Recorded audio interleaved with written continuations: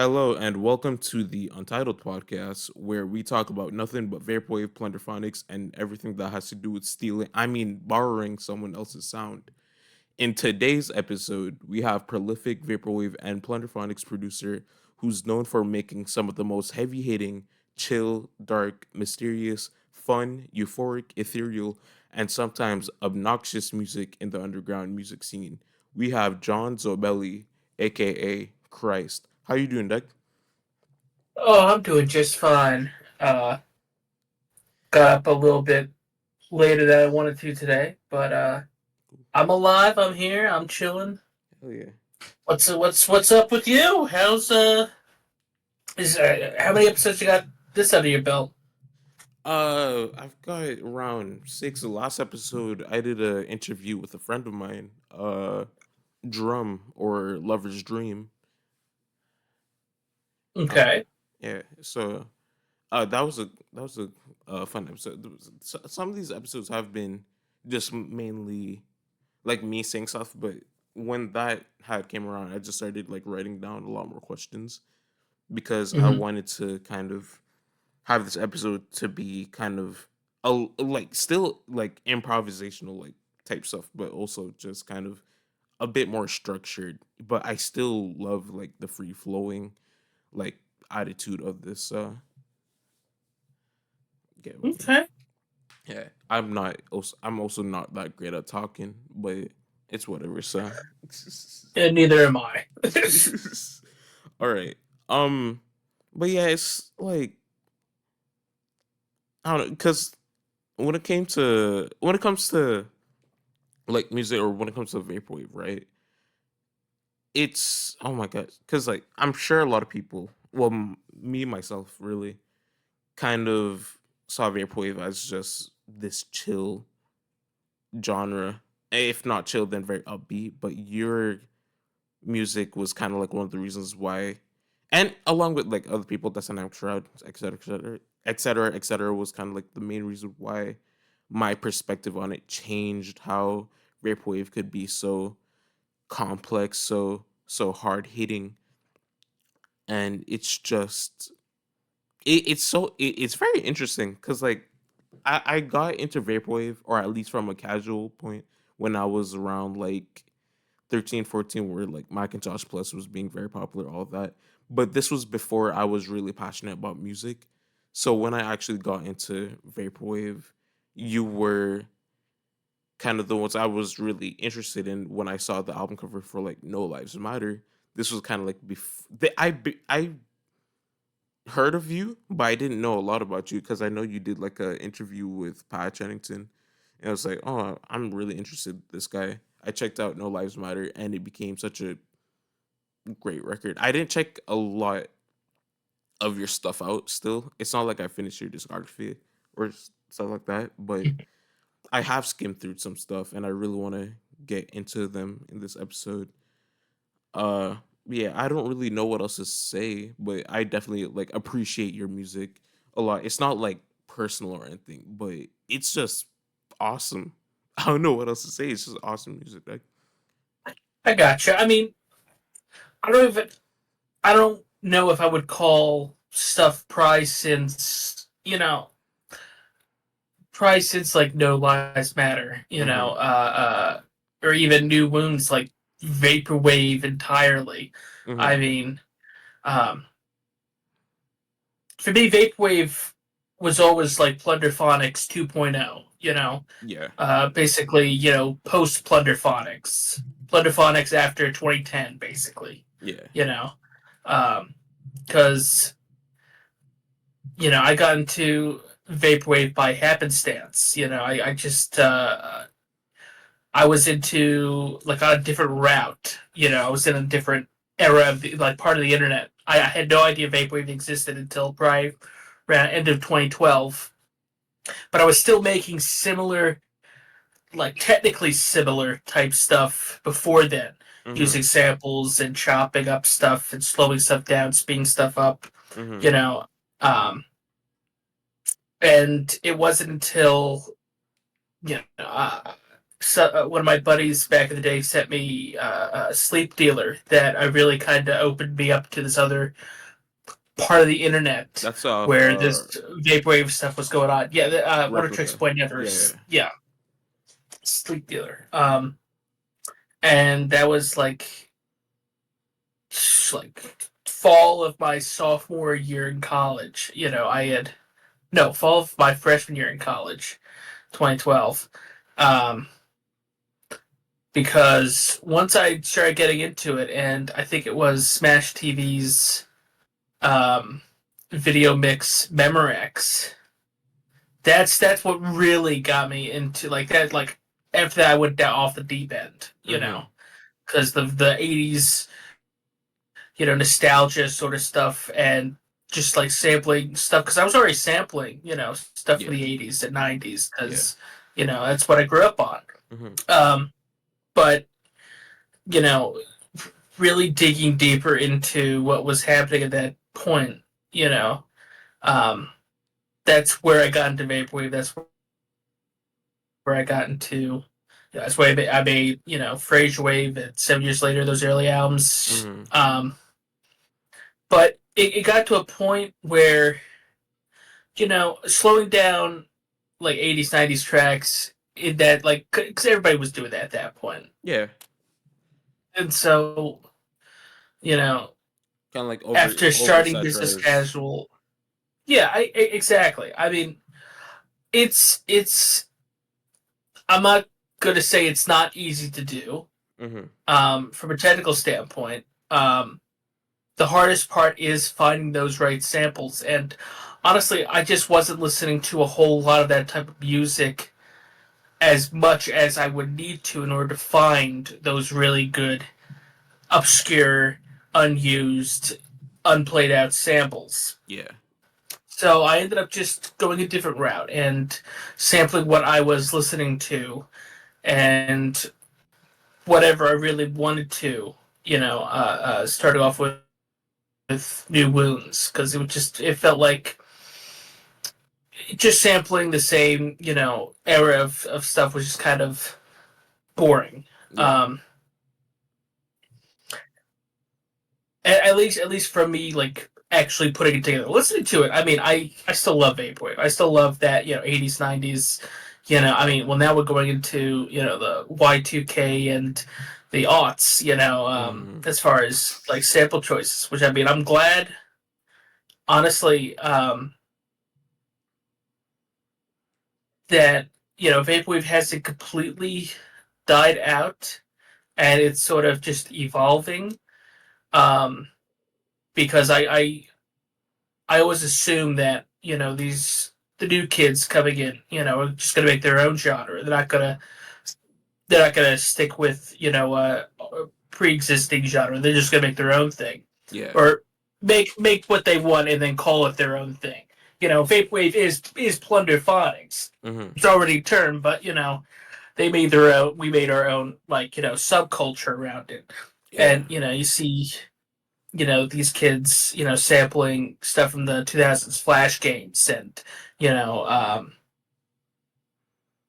oops, stuff that I'm not entirely privy to. Mm-hmm. um, so um, it's always interesting seeing what other people are doing adjacent to vaporwave, Yeah. even if they don't call it vaporwave.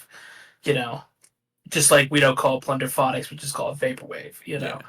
Um, but Yeah. I'm not sure how I got here. Yeah, but uh it's because there's been like so many subgenres of vaporwave over the last few years as well. There's like hard vapor, which is something I personally haven't listened to a lot, but kind of like looking at some of the tags under specific albums and see how they could like fuse different like other stuff. I think there's some people who kind of like sample like drum and bass or like probably footwork. I could be wrong. I was just saying how there's been so many like unique subgenres over the past few years when it comes to like vaporwave, kind of like hard vapor, how they kind of fuse a lot of like dubstep or like drum and bass. And it's not like a genre that I've heard a lot, but it's certainly kind of interesting to see how a lot of people kind of like make those fusions together, because it's not really like fusions that you'd hear, because a lot of people, including myself, were to just kind of like like look at vaporwave as something that's just a lot more slow and a lot less active, unless you're looking at something like future funk, which is a lot more upbeat, hype, and just overall just awesome, really, right? And we have uh shit, I should have made a list, I'm sorry. It's like hard I, vapor, and like a genre that you made from what I remember, Death Dream, right? I I'll say this. I think there are a lot of so-called subgenres in with it under the umbrella of vaporwave, Mm-hmm. but honestly, I feel like there's far too many than there needs to be. Oh yeah. You know, um, you know, and some of these genres are just what they are. Hard Mm-hmm. vapor, unless a lot of this stuff is original in the hard vapor scene or Yeah. hard vapor part. Uh, just call it what it is. It's it's not hard vapor. It's just what it is. It's either dubstep, D&B, IDM, or whatever. Mm-hmm. Whatever genre it's trying to emulate. That's just what it is. It's just these are artists who in that specific case have been kind of disenfranchised from the vaporwave scene because they want to try something different. They want to do something that they haven't tried before, and since they were part of the vaporwave scene, they're kind of associated with vaporwave. So Mm-hmm. I mean, 'cause that's the thing. Once you're in the vaporwave scene, you're kind of associated with vaporwave, and it's really hard to shed that label Mm-hmm. because of how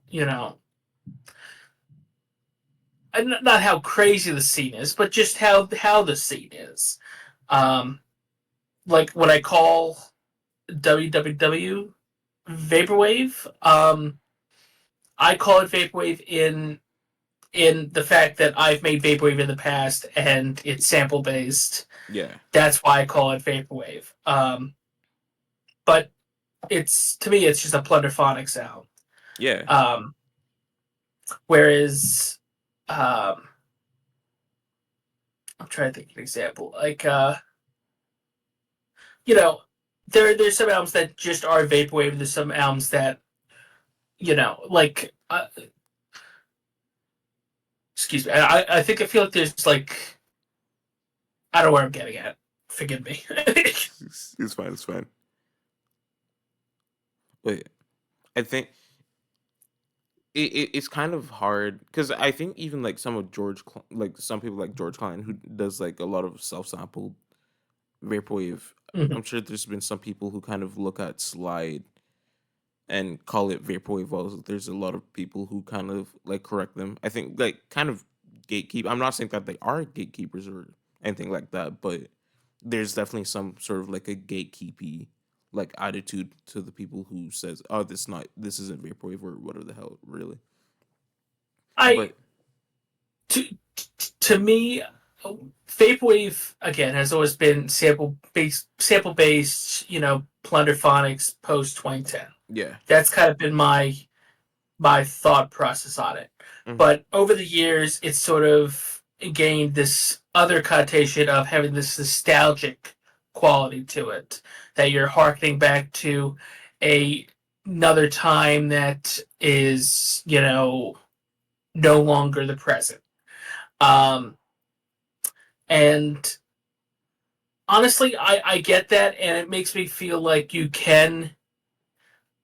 there can be original vaporwave music that isn't sampled, Hmm. but to me that feels a bit wrong. It feels a bit like if you're making a synthwave album and you're calling it vaporwave,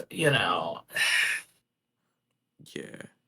It's just a synth wave. It's just an '80s throwback. I Mm-hmm. mean, um, I get that it's nostalgic, and by that metric, you can call it vaporwave. But And I don't there know. I and there has been like a lot of vaporwave albums who kind of that kind of like fuse a lot of other like similar but at the same time very different like chill wave or like chill synth and kind of mhm. emphasize on that to the point where someone can say that itself is just a chill synth album or a chill wave album despite Yeah. it kind of taking inspiration.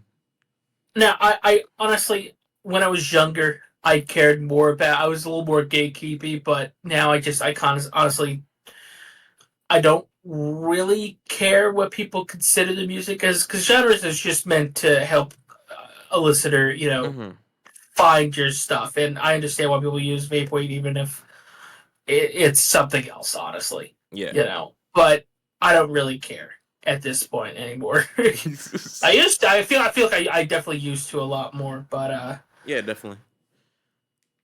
you just sort of like I've been in the scene 11 years now and going on 12, and it's it's hard to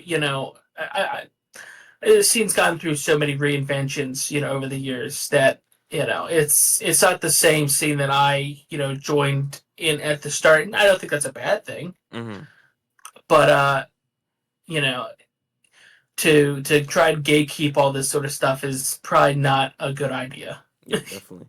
It's kind of like Because uh and I'm sure a lot of people already kind of made this comparison, or and I kind of mentioned this in like a past episode, but kind of like breakcore and how breakcore has become like so oversaturated to the point where some people don't even call it breakcore and just kind of correct everyone who calls it breakcore and just is atmospheric drum and bass and not breakcore all this mhm. stuff. So I mean, my thing is, vaporwave's been on the decline for years now.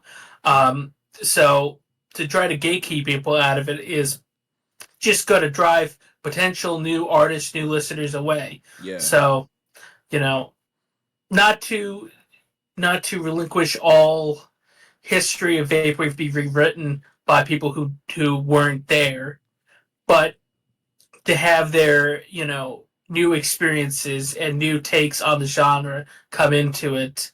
I think that's more important than just trying to you know be a couple of old men who are mad that things are changing around them. old heads. Yeah, Yeah, old heads. Yeah. yeah, it's yeah, it's very interesting though because a lot of like modern I don't know what to say how to kind of describe the sound, not describe or more so kind of compare kind of old and new vaporwave.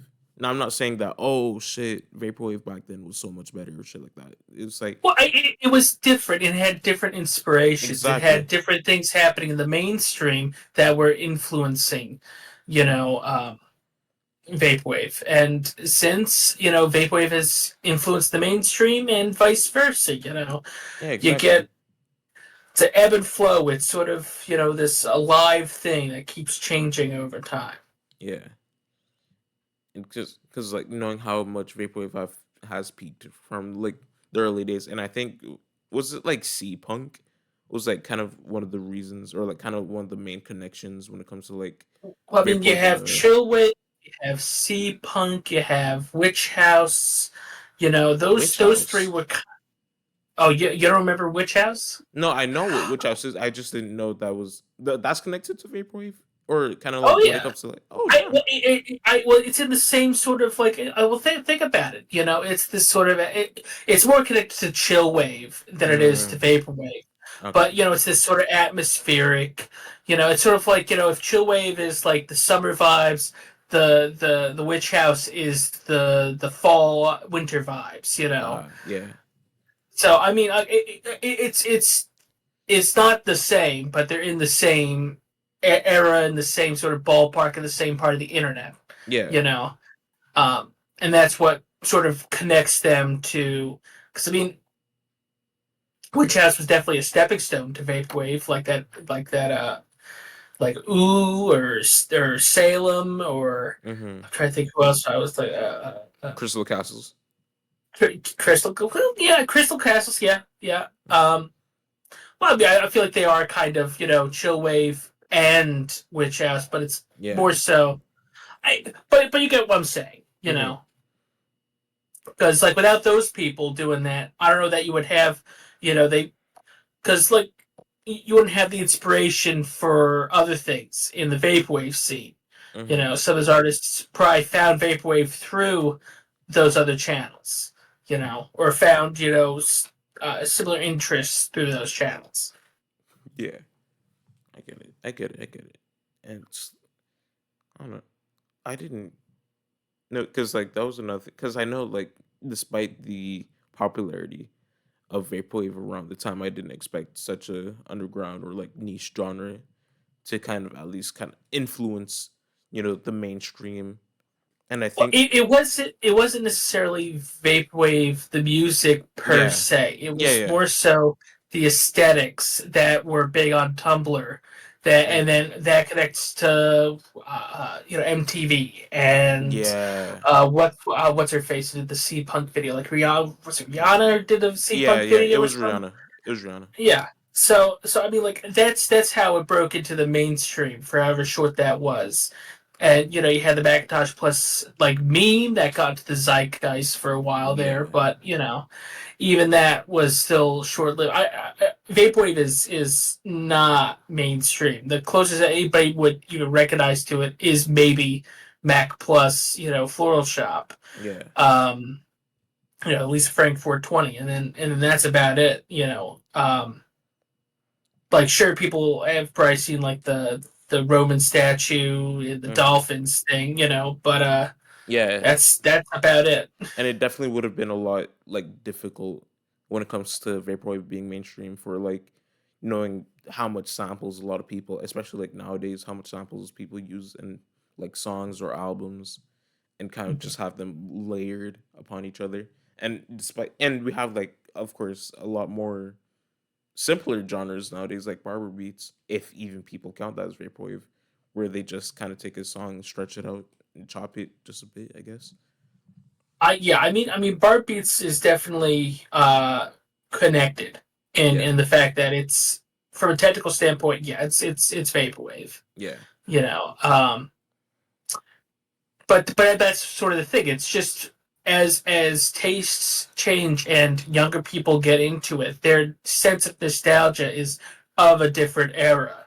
Hmm. So they pull from different sources, you know. Yeah. So instead of pulling, 80s and 90s elevator jazz, they're pulling, 90s and 2000s, you know, uh, uh, like like Adult Swim bump type music, Hmm. Yeah. and that's what influences that sort of stuff. Yeah. Let's see. All right. So have. Wait, hold on. Yeah, yeah, I have a few questions here. Okay. If you don't mind. It's not a lot. It would have been a lot if I did kind of, stayed up and wrote down more because my shitty ass sleep schedule. I'm sorry, but questions nonetheless. I think I'm gonna start with this one. How do you find your samples, or like how do you find your samples, and what makes you think, oh yeah, this is a good sample and this will sound good on my record? It varies. A lot of the time, I will pull from my own personal music library.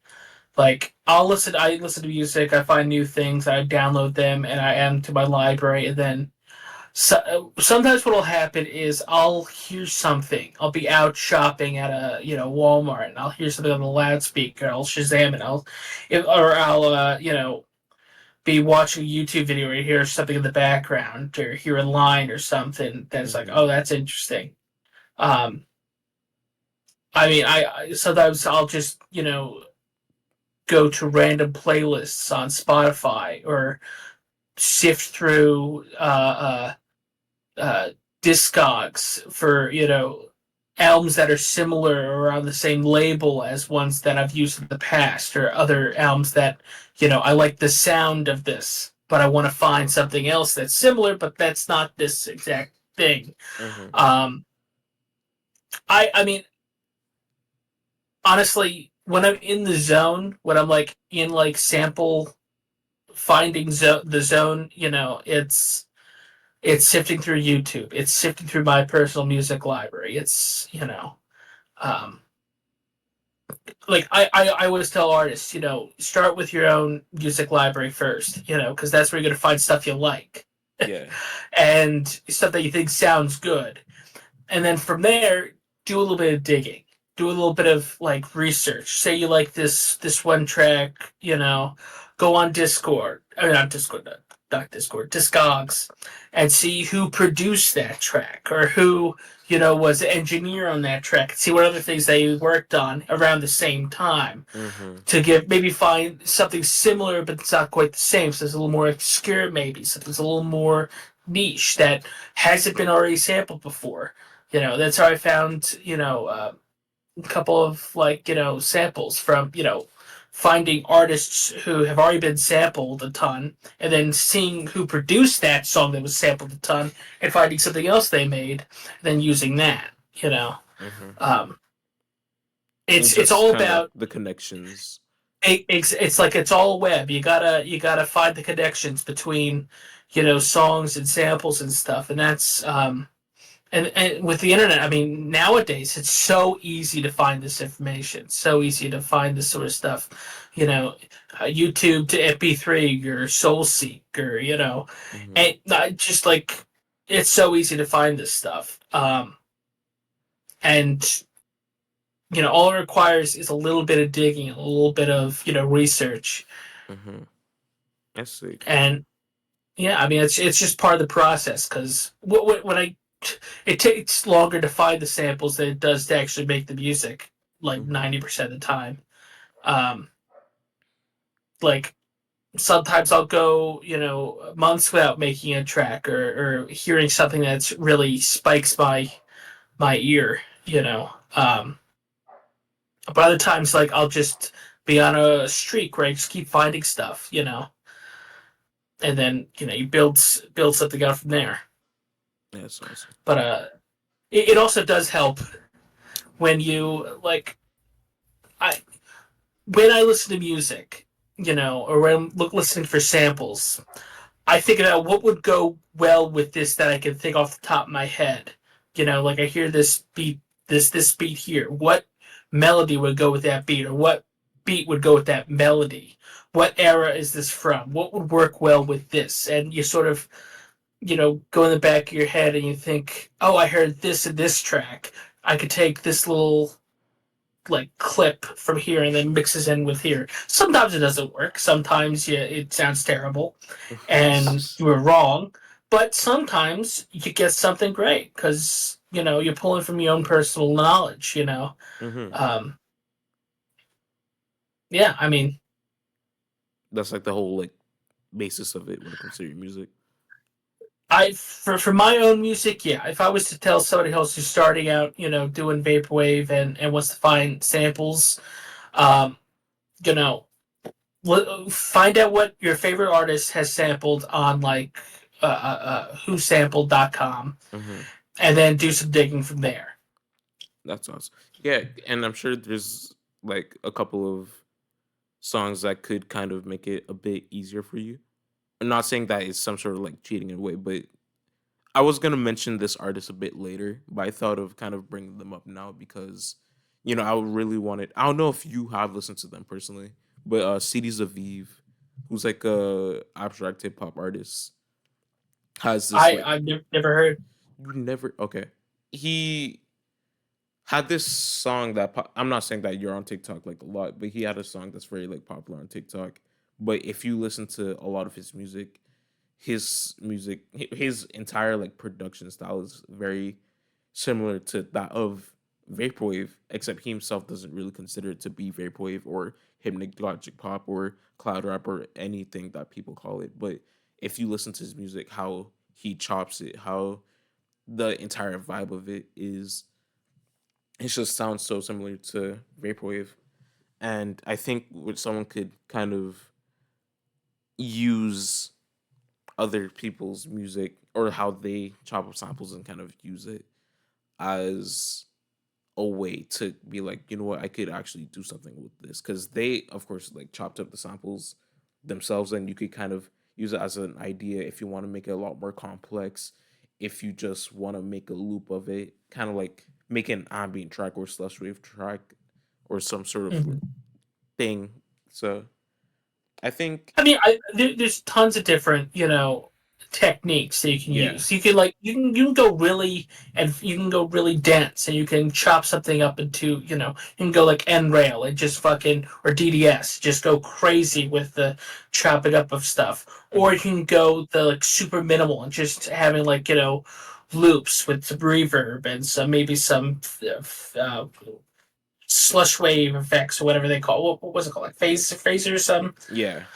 whatever it is. I'm not a slush wave guy. um, uh, but I think it's like I feel like a lot of these techniques aren't new, and they weren't new when vaporwave was new. The techniques that are used, they were used back in the '80s and '90s on earlier plunderphonics albums or Hmm, rap records. yeah, Because like some of the best beats in the world are basically just loops from like another song. exactly. A lot of like Jay Dilla, a lot of Exactly. Goon. Exactly. You know, I what a great example of just taking you know other people's like other taking other people's things and recontextualizing it into this masterwork. Hmm. And that's kind of like one of the, because like, of course, when it comes to sampling and the whole copyright system, it's just kind of sad that I get the whole copyright thing when it comes to sampling, right? But I feel like if someone could make something that's just like so good, so like just great, and kind of like making music just by kind of take like a collage, like a Mhm. like a mosaic, right? I, If I, I, I- I'll say this to anybody who's worried about copyright when it comes to, you know, it's better to ask for forgiveness than to ask for permission. Mhm. In my mind, I now Grant, I've been relatively lucky that I haven't had any huge interactions with people I've sampled. There's been one or two cases where the artist was not happy, and one case where it got taken down because of it, and you know even after really trying to come to an agreement or come to like at least an understanding with each other. They they they were set in their ways, and they're fine to do that. It's just a bit sad that Mhm. that's how it goes sometimes. But most of the artists who have sampled, um, that like know that I've sampled them, they end up following me. They end up messaging me saying, "Yeah, that's great," or they just honestly a lot of them just don't care if they do find out, Mhm. But again, these are mostly artists who are like on the smaller side, not necessarily. I don't think Charlie XCX is gonna DM me like, "Yo, that was a great flip," you know. But yeah, I just I don't know if you're worried about copyright with that sort of stuff. Really the worst that's gonna happen is they're gonna have you take it down, or Yeah. they're gonna take it down, with the DMCA. Yeah. And unless you really, I wouldn't worry too much about it. Mhm. That makes sense. Just don't blow up, Just don't and blow up. you'll be fine. Well, seriously, Yeah. it's a reason why I try to be.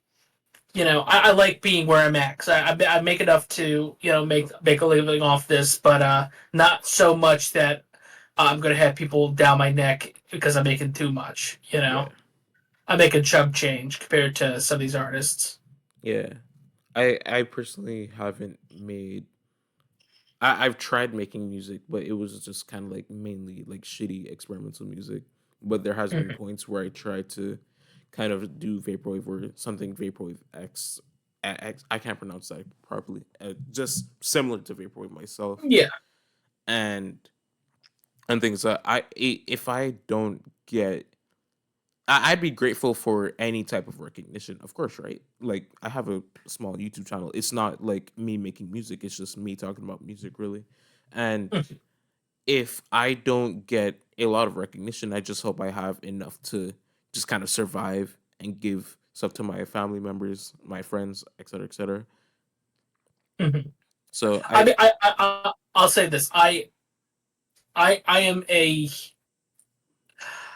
I am lucky, and I was like right place, right time sort of thing. Yeah, mhm, to go into making music or making anything like this, expecting to be compensated at all is, you're in the wrong field. You're in the wrong genre. You're in the wrong thing. You got to definitely. do it because you love it. You got to do it because there's something there that you want to do, and not something that you're. I'm here to make money. I've got buddies who are trying their hand at doing like YouTube, and they're like, oh, this is so hard. It's like I'm not getting any recognition. I'm not getting this. If that's what you're after, I'm not saying give up now, but you either got to get lucky, or you're not gonna get Yeah. it. It's just um, best if you just kind of keep on doing what you love because there will mhm. be an audience for what you are doing, of course.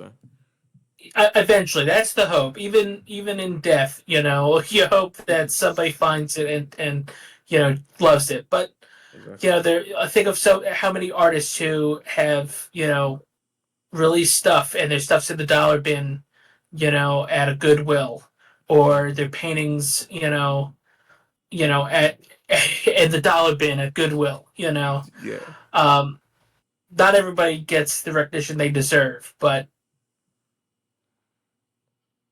it doesn't hurt to try. As Yeah, definitely. Definitely. Okay. long as you're having fun, that's all that matters, really. Yeah, for sure. Also, I just want to kind of apologize if this kind of awkward to both. Don't worry about it. Okay, thanks. Again, I'm just tired. I thought this would go a lot smoother, but then all my mics are disconnected and shit. So I was like, oh I fuck. I mean, it's smooth enough. I think you're fine. Yeah, you're right. All right, this is okay. This is something I actually want to know because although I didn't, again, I haven't listened to a lot of your stuff. I think I've just recently listened to 266 like last night actually. But uh what made you think of the concepts and themes of different aliases or like I guess aesthetic wise as well as like Death Channel, Father, screen recording, you know. Um, well, I mean, like Death Channel. I mean, it's slowed down weed tracks. Yeah.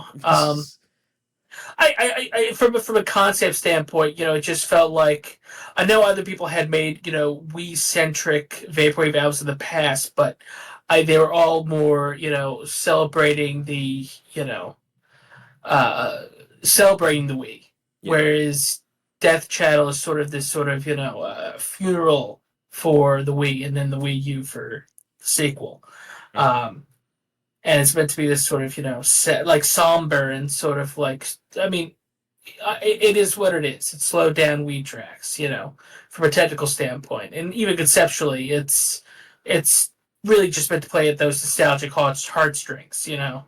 Um, the Fudge has 6 albums. I made those in reaction to a handful of albums that were coming out on BLCR at the time, um, which is why it's in Korean.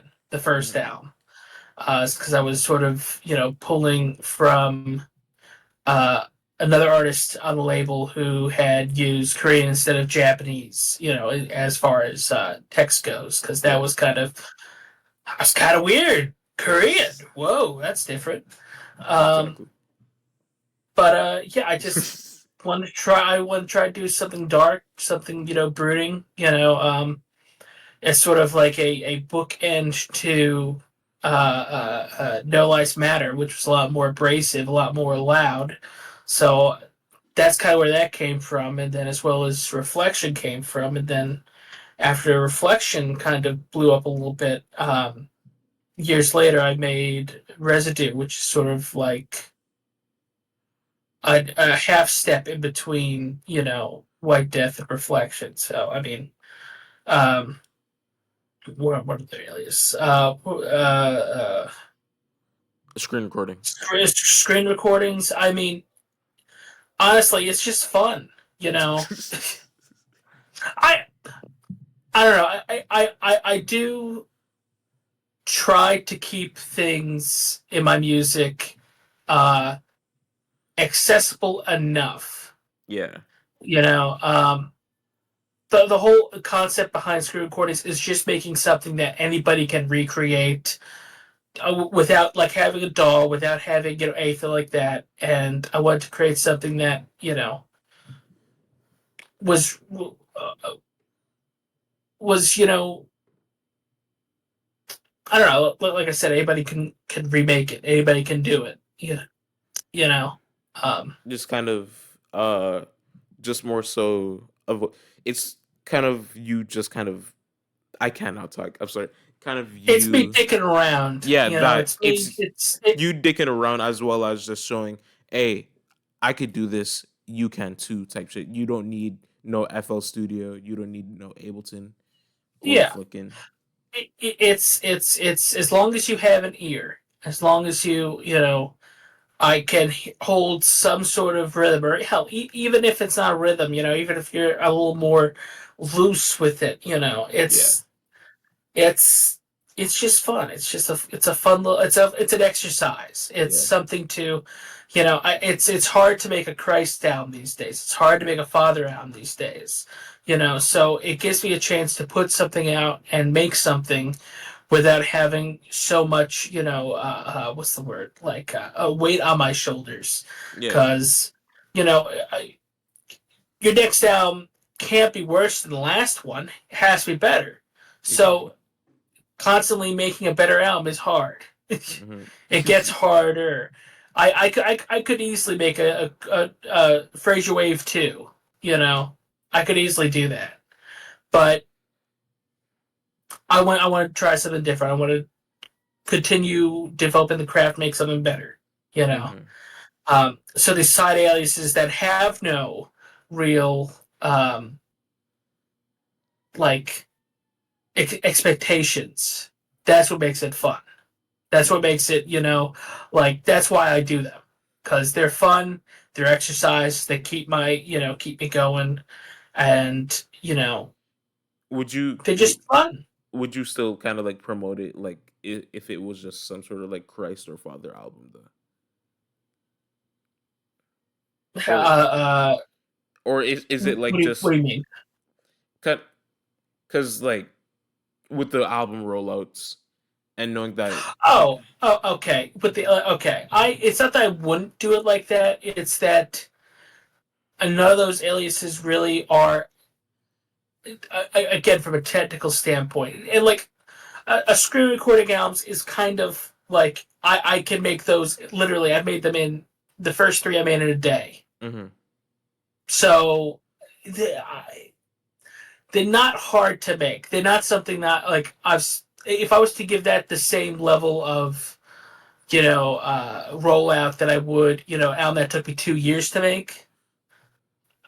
That's the reason why those get more like here you go versus like a months long rollout. yeah, I get it Um, yeah. it definitely would feel a bit odd, you know.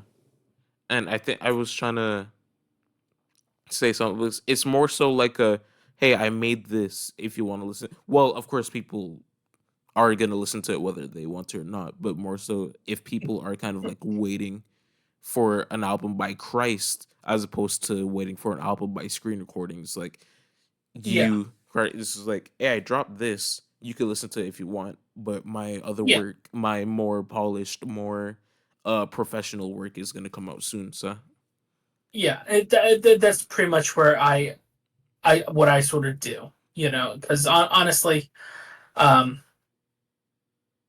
it's easier to treat them differently, because they're not the polished, big release. I there's a couple people on like, posts who will say, make a new Father album. I'm like, I'll make a new Father album when I feel like I can follow up the last two, or when I have enough material to make an album, hmm or to make something that's compelling, because you know, those first two Father albums were kind of a fluke, I made both of those within like a week, you know. hmm Um and they were just meant to be sort of like these sort of side projects. Christ was originally a side project to Byproduct, which was my main alias at the time. It was a way to just have fun and do, go back to making, really easy to make music, because slowing down stuff's a lot easier than chopping stuff up and making it like this whole thing, you know? So was Christ essentially some sort of like later down the line when you started making more complex work? Was that kind of like you fusing your early vaporwave style, like something on 266, with something more complex, like you were doing on byproduct, and like stop something? I mean, sure. I mean, it became obvious that Byproduct wasn't going anywhere, hmm and Christ was. So I just pivoted, to make Christ my main alias, and thus, along with that, came more dense topics than just, haha, let me just, put this together, in like a week, and have fun with it, that's it, you Yeah, know. that's sick. That's sick. All right. Is there anything peculiar you see about vaporwave producers then and now, or even just about vaporwave as a whole? Uh, I don't know. I mean, we're all kind of. I feel like if you're into vaporwave, you're kind of already, an internet person. Yeah. So I mean, by that metric, I mean you're already kind of weird. You're kind of peculiar. You're not a normie. If you're Definitely. into vapor, granted, like there are vaporwave normies, but by the context of being into vaporwave, you're not a normie. You Yeah. know. Yeah, definitely. So Like you're in I the mean, know, but when it comes to like the whole community, you're still yeah, like some. Yeah. yeah. Okay. Um, so I guess that would be what makes people vaporwave peculiar. But I mean, I think if you're online, you're already inherently a bit peculiar. Online in the sense that you're online. You're not just hmm browsing the web. You're not just doing homework. You're not just, on Facebook. And just, your surface level stuff. If you're into vaporwave, you're probably a few levels deeper than your regular person. That means you're probably a little peculiar. Yeah. That makes sense. That's sick. I don't know where I was going with that question to be because I thought kind of like, oh, maybe this artist does this a little bit different, or maybe kind of how Well, people think. I, I mean, again, I think it comes down to what generation you're from, Mm, because or what your inspirations have been growing up as like your music journey continues. I mean, like you look at Giant Claw, and then you look at, like infinity frequencies, yeah, and see two completely different takes on something that's similar. especially One Giant which is Claw. so one is which is so dense and so, you know um you know the dense is the one word I could probably use for that. And Yeah, then you have something so minimal and so quiet, such as infinity frequencies, but Hmm. yet they are still like a- under a similar umbrella. Yeah, You know? I get it. I Yeah, think, and kind of a bit more conceptual, or at least kind of like looking into something like the computer trilogy, or just even the sound alone. Consider because a lot of people would definitely say, "Oh, this sounds a bit conceptual," despite it not really being that much of a concept album. I mean, not to yeah. say that, oh, because it sounds conceptual, this is a lot better than this. No, because like even Giant Cloud's like Dark Web is still a very interesting, like unique record, etc. Oh etc. So yeah. okay, um, have you been interested in making music in other genres that's kind of like both related to vaporwave and non-related to vaporwave? I mean, yeah. I I was saying there for a while that I want to make a house record.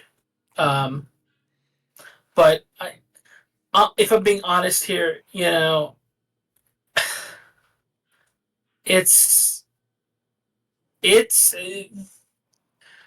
if I made a house record, it would still all be samples, Hmm. because there's I for as much as I've tried, and I have broken the mold. I did do Alone Online and the alt takes, um, and I'm still very happy with how they turned out. But um, after hearing from people on that album, it's kind of hard to get back into wanting to make more of that music at the moment. Yeah. Maybe a couple years from now, I'll try it again.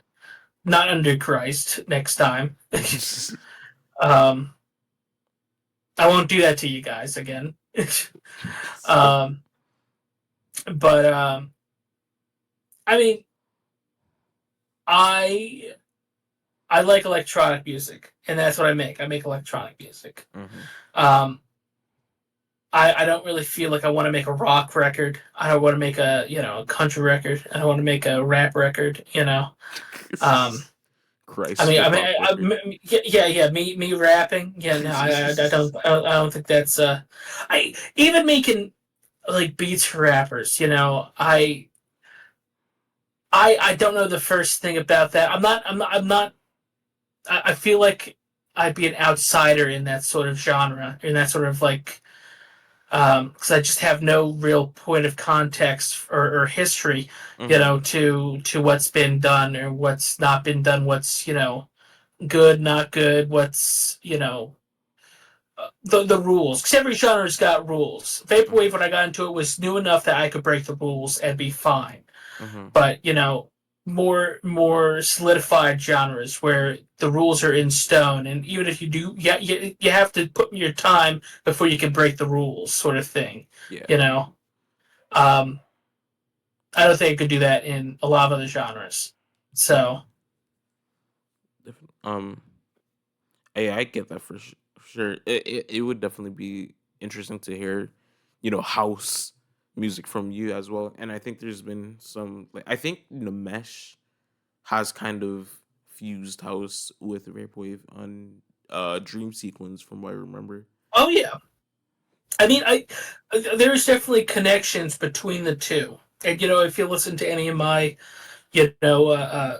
live sets of late, or some of my mixes or whatever, I love pulling from that sort of sound, because it's so good. It's just so like, sometimes it's grimy, sometimes it's crystal clear, sometimes it's just, it gets you grooved, it gets you moving. It's just like, That's awesome.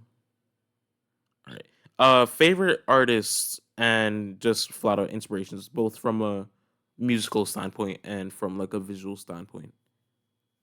Because you are also known for like having some sort of a lot of like very cool artwork, whether they be like album covers or just kind of just other stuff. And I know you did like some NFT type stuff. I don't know if you're still kind of doing that, but yeah. I'm definitely still in the NFT world. I Okay, know a lot of nice. people are they don't they didn't like that. That makes sense. But yeah, I'm still very much in there. Mm-hmm. I mean, visual artists um, who it's weird. I have visual artists that I like, but I don't know that they inspire.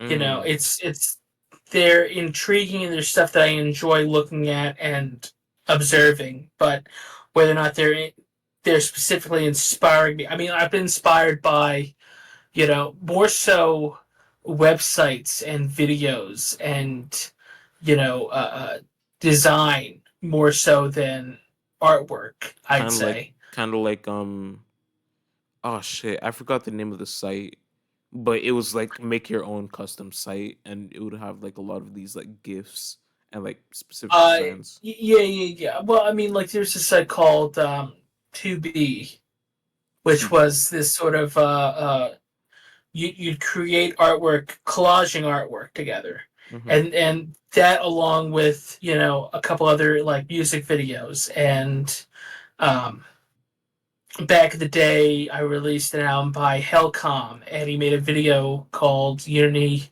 2000, and segments of that have definitely inspired some of like my slideshow presentations. Mm. Um, And then on top of that, being inspired by Smash TV back in the day with those sort of super cuts, and that's also sort of inspired the sort of rapid, you know, images flashing, during the music. Mm.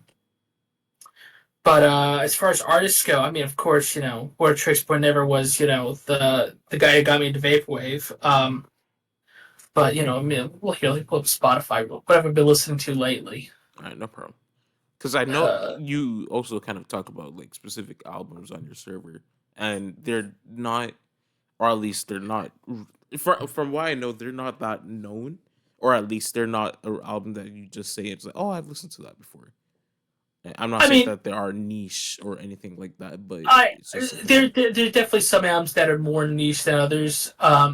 I mean, uh, honestly, if you want to know what type of music I'm enjoying, I have a playlist called Internet Poisoned on Spotify, and that's got like 180 some songs. So I mean, if you're looking to see what I like or what I've been listening to over the past couple of years, I mean, that's a good place to find stuff. But Ooh, yeah. nice. Oh yeah, you definitely. And your graphic design is like awesome too. I just want to compliment you on that. To be honest. I appreciate it. I mean, I've been doing it so long that it's just kind of like I don't know. You do so for long enough, you just kind of know what looks good and what doesn't, Mm-hmm. and is it always perfect? Is it always timeless? No, but in that moment, it's good. Let's see. Williams, James Ferraro. Oh yeah, James Ferraro. I kind of want to. I wasn't even thinking of kind of like asking you about James Ferraro, but James Ferraro has been like one of the kings when it comes to like very like underground like internet music. Hmm. And I just kind of want to, because you have mentioned him in the past. You are like a big fan of James Ferraro. You own like physicals of his stuff as well, Oh and yeah, just kind of like I don't know. What do you think of it? Like old stuff, new stuff, like what he's doing I now? well, I really have been enjoying his past couple albums. The sort of like orchestral MIDI Mm-hmm. sort of sound he's been going for. It's very, it's got this dark edge to it that I just love. But I love his honestly pretty much anything from Last American Hero to about now. I've enjoyed his earlier more noisy stuff. His more like again like noise influenced and that sort of stuff. I find it very hard to get into. But I think Understandable. Last American Hero is probably the first thing he put out that I'm just like as a full piece, I get into that. And then of course once Far Side Virtual came out, I mean like I remember listening to that for the first time. It took me years until I got it, until like it like clicked for me, because like I listened to it a couple times when I like first got into vaporwave because it's one of the big three albums. Like you got Chuck Person, you got Macintosh Plus, you got you know Far Side Virtual, Yeah. and I just didn't get it. I didn't get it. Um, it wasn't until quite a few years later that I re-listened to it. I'm like, oh my god, what the hell was I thinking back then? This is amazing. This is a masterpiece. Yeah. No wonder everybody was like, talking about this back in 2012, 2013, Yeah, it's definitely an interesting because some people might look at it as be like it's not really that much of a record. You enjoy something that you kind of listen to for the experience, and kind of comparing I that to some other. not even. It's a record that I will put on and I'll just listen. I'll go to the flea market. I'll just have that album on loop, or I'll have another album on loop. It's just it's good. It's good. It's great. It's I jam out to Far Side. I'll jam out to Global Lunch. That's sick. Yeah, it makes considering that the whole thing and how kind of thematically or like conceptually as well, it's supposed to be dark, but not a dark in a way where it's like, oh, this sounds so abrasive, but more so how it's kind of like because he did kind of talk about how it was like this Wally esque world where people have devolved and kind of being replaced by robots, if I remember Mhm. correctly, from kind of doing so or kind of like looking into it. And it's definitely an enjoyable record. Not saying that you know there's definitely a handful of records that I have listened to and be like, I personally don't enjoy it, but I definitely do appreciate it for what they're trying to do. Because I'm not the type of person to put on something like free jazz and like from Yeah, a yeah, neither am I. yeah, I'm not gonna listen to free jazz as much as I'm gonna listen to some sort of like '90s hip hop song. And again, that's like when it comes to like black experimental music or just experimental music as a whole. Mhm. But you know, it's. I mean, I personally would recommend it as well, even if you're not gonna enjoy it. Enjoy it, it's like, oh my gosh, I I, don't like I, how. I, I mean, if you're gonna start off with James Ferraro, if you want to start off something that's accessible to everybody, you Mm-hmm. start off with first Skid Row and then NYC Hell. Those are the two you start off with, because everything else is a bit like those are probably his most pop centric. Could be an actual like I mean Skid Row. I mean, if have you ever heard Skid Row? Yes, I have. Skid Row and Okay, yeah, NYC. yeah, exactly. So then yeah, that's what you start off with if you're coming in from a stance where you're not really into that sort of like MIDI stuff or the other stuff, and then see if you can acclimate yourself to um, the more out there sort of stuff. Yeah, and that's another thing is like I never heard anyone kind of recommend those two albums for like a first experience because it's mainly from what I saw a lot of people were like saying Last American Hero or just a lot of his like very lo-fi stuff like I Asia or probably something like I what Clear I- Discovery. but I'm more so talking about if you're telling like someone who is non to vaporwave, someone who's not into that sort of stuff. If you enjoy the instrumentals in some of those albums, Hmm. then you can sort of dig deeper from there. You know, because I mean like the instrumentals are kind of like what it is. Is what James Farrow's stuff is. Yeah, Like if you can handle that, then you can handle anything really. yeah, definitely. Yeah, Skid Row and NYC Hell are definitely like great records as well. One's Yeah. definitely a lot more maximalist compared to the other, a lot more layered, a lot more abrasive when it comes to its production, but still kind of having something similar in concept. And James is definitely, well, I'm sure a genius. Everyone knows Oh him yeah. for Oh yeah. being like ahead of the curve. He could probably predict something that would be popular from like 10 years from now if he wanted to, or I mean, like, I see some of his work as being like timeless, yeah, definitely. And it's just like, even if it's very much grounded. Like I said, ahead of the curve. I mean, I feel like Far Side Virtual is probably 15 years early. yeah. Seriously, you see the resurgence of like Fruitiger Arrow right now. I mean, Yeah, that's what Far Side Virtual is. yeah, yeah. Fruitiger, oh my gosh. And there's some sort of like, I think uncanniness is the word I'm trying to trying to figure out when it comes to like thinking of Fruitiger era, or like this future that we were once promised, only for it to like never come. And it's like, now looking at it, I don't even think I myself would live in a future like Fruitiger era, with just like, yeah, it feels a bit like too clean, probably. If that's I don't really know. I it's something that honestly I don't. It's not that I struggle to see what's so nostalgic about it, because I do get what's nostalgic about it. It's Hmm. just, to me, it still feels new enough to be. I it feels. I'm waiting for the sort of post Fruitiger era to come in, Yeah, into vogue, like the sort of like net art era of like like the Tumblr era of like 2012, 13, 14. When that sort of stuff was being taken and being made. Because I mean, I'm waiting for that.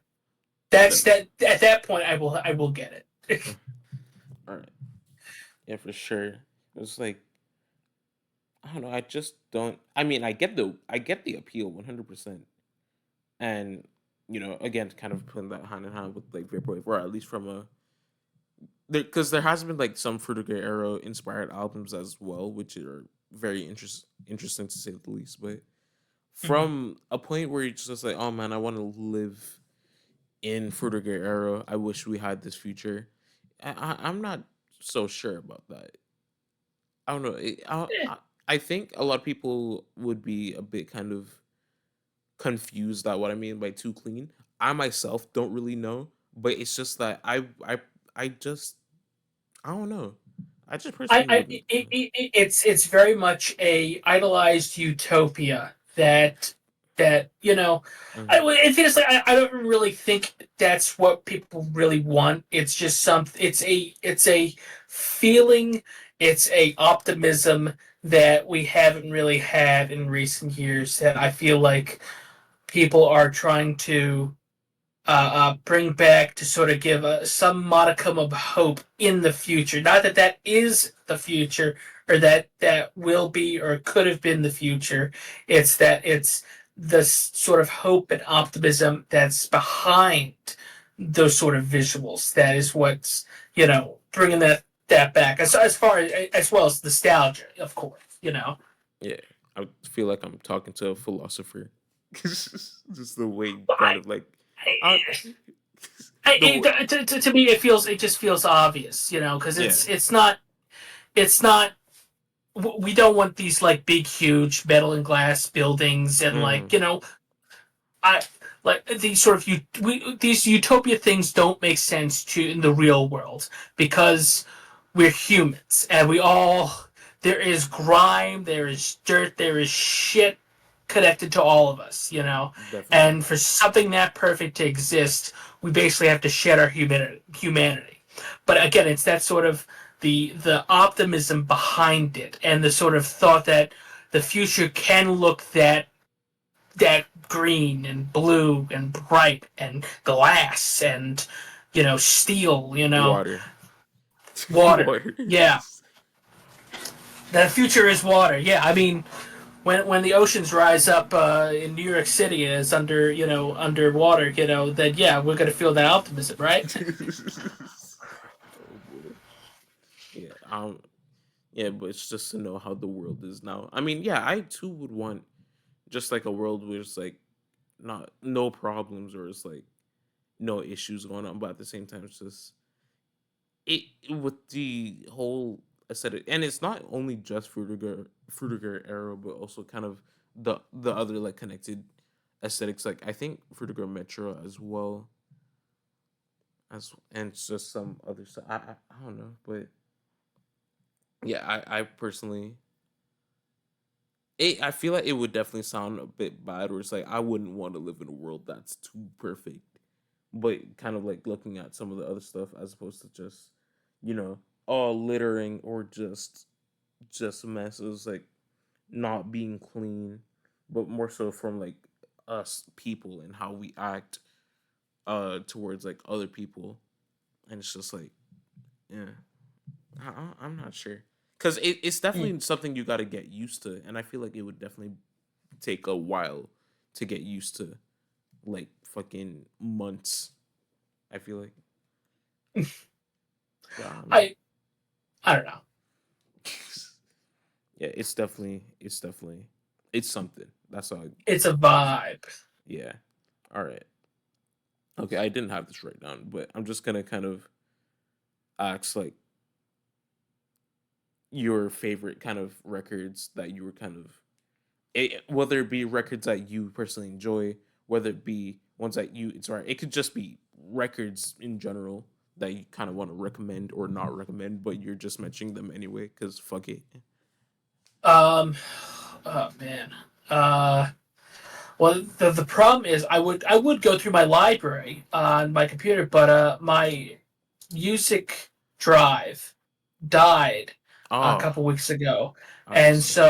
so thankfully I had a backup. But last backup was like September of last year. So I basically the newest thing I have in my library is from 2023. Okay. So I mean, go to my playlist. Go to Internet internet poison. poison. Okay.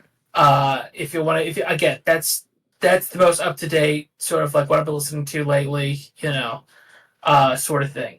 All right. Um, I'll definitely leave that. that's my recommendation. I'll definitely leave that in the description for those who are interested. Because you definitely have a lot of like interesting stuff on here as well. A lot of DDS, Mm. but you know, uh, I mean, I I love those guys. yeah, yeah, of course.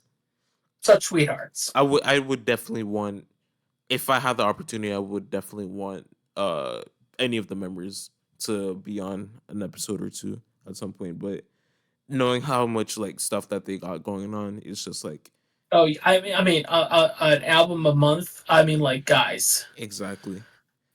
There, Jesus. oh my god, I didn't listen to their last two. They've put out another like sequel to the whole Endless Tower thing, but it's definitely a Mhm. lot different. It's more ambient, as well as the one that came out before, which was a sequel to Transcendence. But I'll be honest. I've been in the club since day one, and I think I've maybe listened to maybe a quarter of the albums that have come out. oh, that's It's awesome. just it's just so many. I mean, I I I get the reason for doing it. I mean, it's they are living off their music and their Exactly. music alone. That is that is great.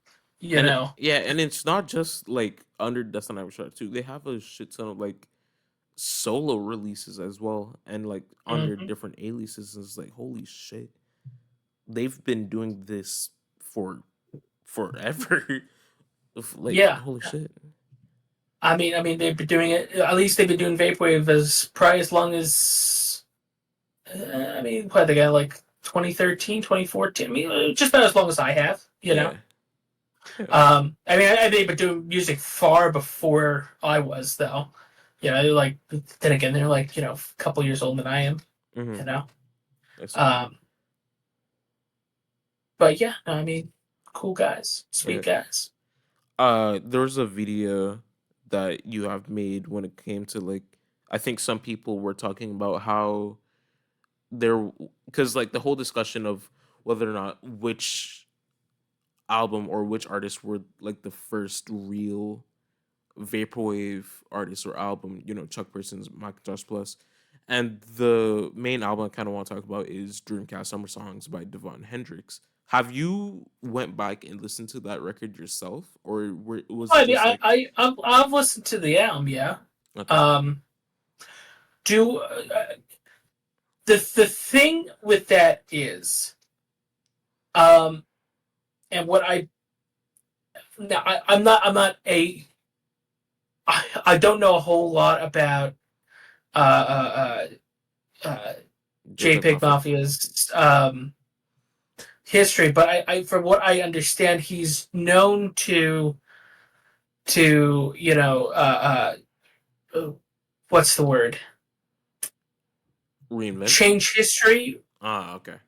rewrite history. Mm-hmm. Um, so when people say this was released this then or it was made here or it was this or that, you know, I have a hard time believing it all the time because from what I've heard that he's again, changed dates on some releases or changed things that so he just that's just what I've heard. Yeah. So from what I heard that it came out like on like MySpace a couple years before, around like 2009 or something.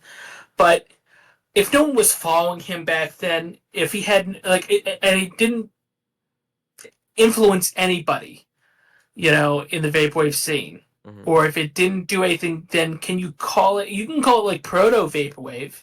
You can Definitely. call it, um, early vaporwave, but to call it the first vaporwave album, you know, um, I I don't know because it's would you call the Avalanches since you've been here or Since I left the you. Avalanche since I left you? Sorry, um, would you call that the first vaporwave album?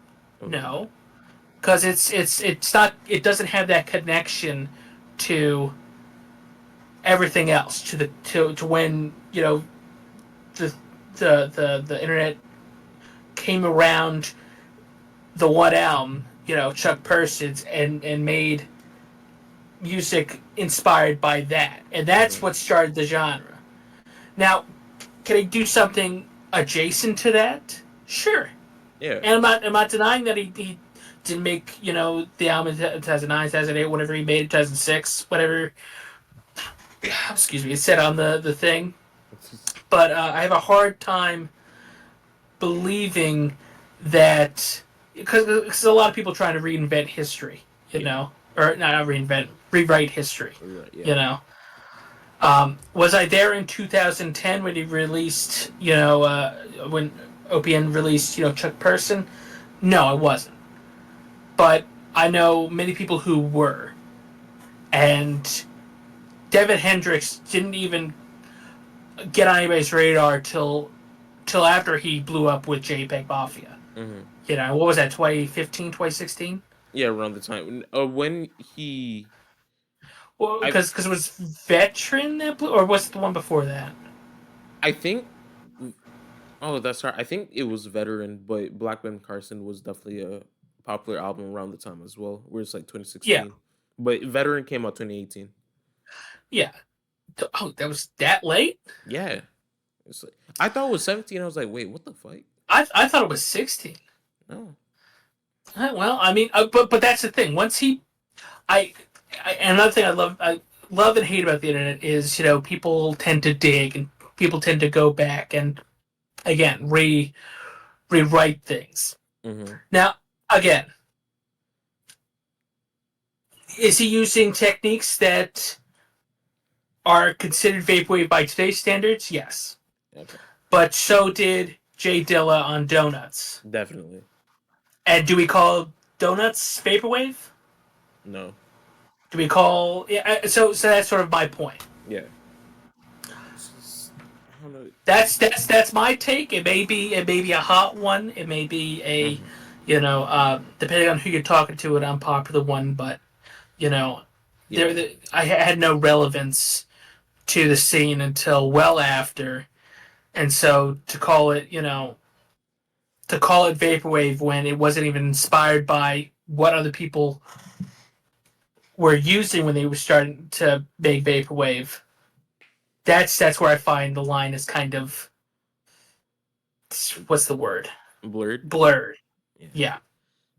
Yeah, I feel like as well because I think there's like a point where I kind of realized it's like, nah, this ain't vaporwave as well. And I was kind of like one of those people who loved the record and also thought it was vaporwave.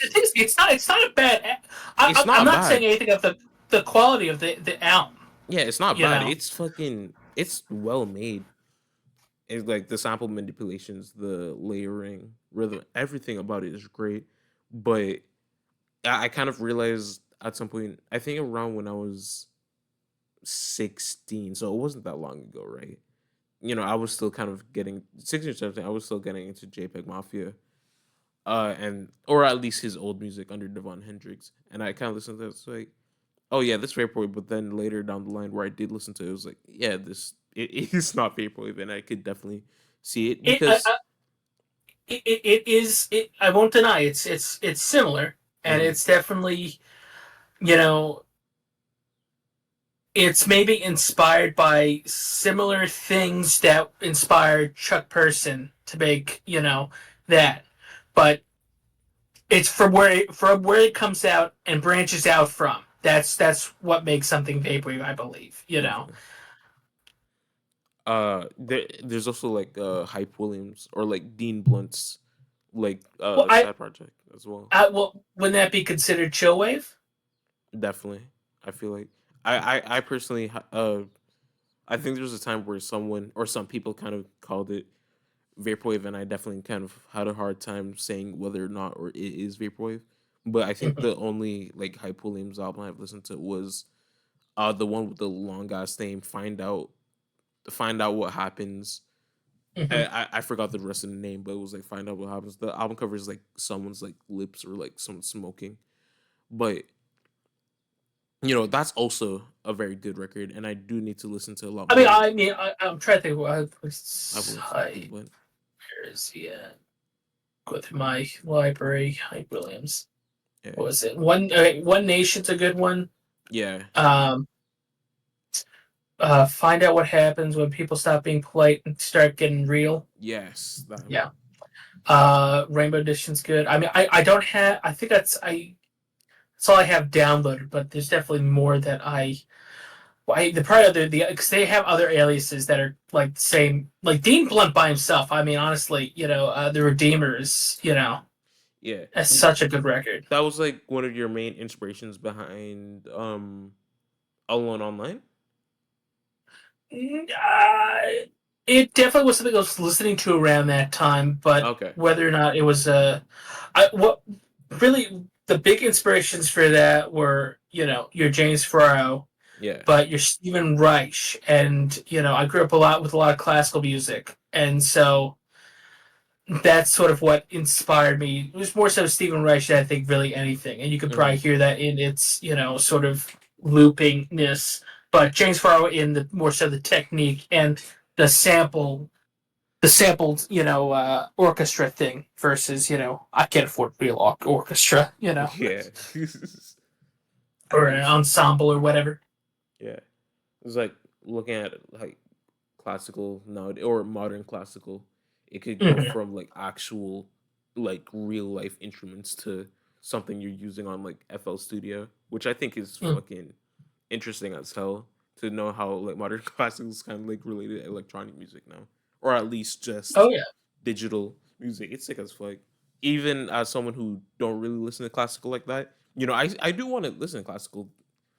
I want to listen to Steve Reich. I want to. It's difficult to get into Oh once yeah, you've heard modern music. yeah. I grew up with it, so that's sort of where my love of it comes from. But your more modern classical, where it comes to like your Philip Glass, Stephen Reich, your Yeah. John Adams. Not, is that right, John Adams? Right, I think I'm right. Yeah. Um, I mean, there is some really good stuff that is almost electronic. It's like proto electronic music. Mhm. Um, Like, I mean, that's something I would suggest if you're listening to Different Trains by Stephen Reich, or Glassworks by Phil Glass. If you can get into that sort of stuff, then dig a little deeper. Yeah, there You know, has been this one live classical album, and it was Feminine by Julius Eastman that I've listened to, and yeah, okay, yeah, yeah, yeah, yeah, yeah. yeah, I didn't enjoy that. You know what's funny is like the first time I've listened to that, I got sick afterwards. And I'm not saying, oh, the album was that's first off, that's stupid. Second, it's just like when listening to it, I just thought, man, this felt like forever. The whole like record, it's like one song and like two notes for 1 hour and 12 minutes, and I didn't know how to feel about it. Like it's like, I damn, I classic. Like I quite enjoyed it. I have another one that I don't know I can say the name of it, but I have that one on record. is that is that also by Julie Seisman? Because if Yeah, I'm looking on Spotify. It's on here. I can't say it, but yeah, either. um, I mean, I could say yeah, it, but I just don't want to say Um, it. I'm not. I'm yeah. not gonna say. I'm not gonna say it. It's a hard one, so Yeah, you it's know. hard to it's hard to pronounce if you know what I mean. But anyway, um, but yeah, classical's another interesting genre. I personally like a lot of jazz, even if I'm not that big on it. I'd still consider myself to be someone who's still new. I've listened to less than 100 records. There's still like a lot of avant-garde like jazz I've listened to and enjoyed and just appreciate. But it's like, classical jazz definitely are connected, but classical is definitely something I personally see is a lot harder to get into. That's me personally. I'm not saying that, oh, this is easier to get into, this harder. I'm not saying it's easy to get into. I'm just saying it's something that it's good to look at the history of music and see where things come from Hmm. and who was inspired by what, and what things come before, your favorite things. Hmm. Sometimes you got to go back and, listen to something old before you can make something new. Definitely. Definitely. I don't know. Yeah, I don't know personally, Yeah. but I'm I was going to definitely, say, got any other questions? yeah. I'm just trying to think. It's like, actually, I don't know. I think we're all set, really. Again, I just thought I feel like it's just mainly my part how this definitely wasn't as smooth as I thought it would be. But you know what? At the same time, it's like who cares? Well, Who cares? you've done how many of these? Half a dozen. I've done. Yeah, You're still getting used to the whole interviewing process. but yeah. That's like the main thing, the main gripe I have. But you know what? At the end of the day, I'm just starting out, so I just want to say thank you so much for actually taking some of your time out of your day to kind of have this conversation with me. Yes, no problem. I'm always down to chill. Hell yeah. Um, if you if you have like any other words to say, you could say right now. If you Um, don't, I'll just kind of end it off. So yeah, I was gonna say, yeah, AOL vinyl still available. Uh, but yeah, I've still got tons of merch. Join the Christ Club. Uh, yeah, no, I mean, Business Casual's got something new every week. Yeah. oh yeah, Thanks for having me on. no problem. I hope whoever watches go listen to WWW out now. It's a great record. I definitely recommend it. Vaporwave, if you're into Vaporwave or not, just listen to it. It's fucking awesome. Um, I definitely got to listen to more of this shit. But that's I hope y'all have a good day. Christ, I hope you have a good day. I love y'all. See ya. Toodaloo.